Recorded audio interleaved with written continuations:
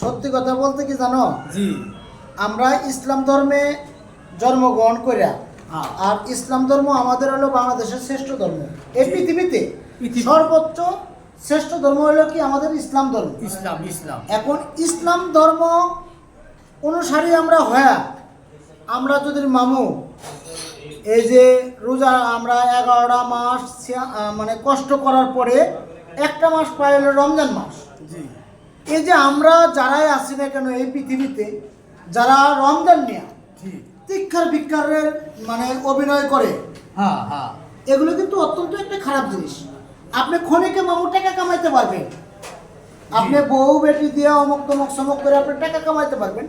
বিষয়টা বাবারে আপনি গোয়াল কি করে আদর দিলেন, আল্লাহু আকবার কয় আপনি কি করলেন দেখালেন এরাও ইফতার খুলে আলাইলেন। হ্যাঁ তাহলে আমাদের এই সমাজে আমরা ইসলাম ধর্মের মানুষরা তাহলে আমরা রোজাকে ভেঙ্গাইলাম, টিটকারি করা হয় এবার টিটকারি করলাম, দুষ্টু বাপলা তাহলে এগুলো করা ঠিক না। না, এগুলো না। যারাই করুক না কেন আসলে এগুলো করা ঠিক না।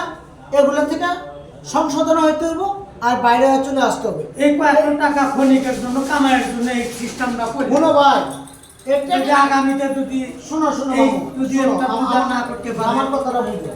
এই টাকা কেমন না দাম দেয়, হ্যাঁ তুমি যে সিয়াম সাধনার মাস রমজান মাস এ নিয়ে তুমি টিক্কার ভিক্ষার করতেছো, হ্যাঁ যে বল কিগুলো করতেছো, তুমি টাকা নিয়ে কবরে যেতে পারবা? জীবনেও না তামান দেশ কামাই করে থুয়া তুমি চলে যেতে ওই অন্ধকার কবরে। হ্যাঁ এই মায়া মোহাম্মদ সব বল ত্যাগ করে জি। যে বউ বেটি নামায়া দিয়া ভিডিও ভিডিও কইলে হ্যাঁ।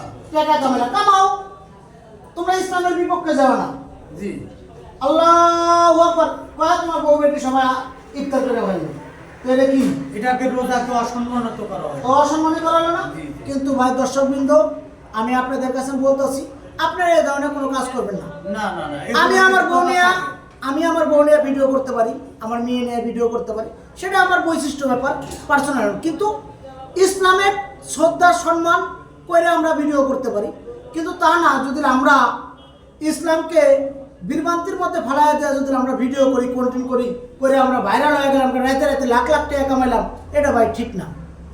আপনি টাকায় সুখ মিলে না ভাই, জন্ম হোক যত যত কর্ম হোক ভালো, আপনি জন্ম কোথায় হয়েছে তাতে কিছু যায় আসে না ভাই, আপনি কর্মটা ভালো হোক আপনি অবশ্যই সুখ পাইবেন ভাই।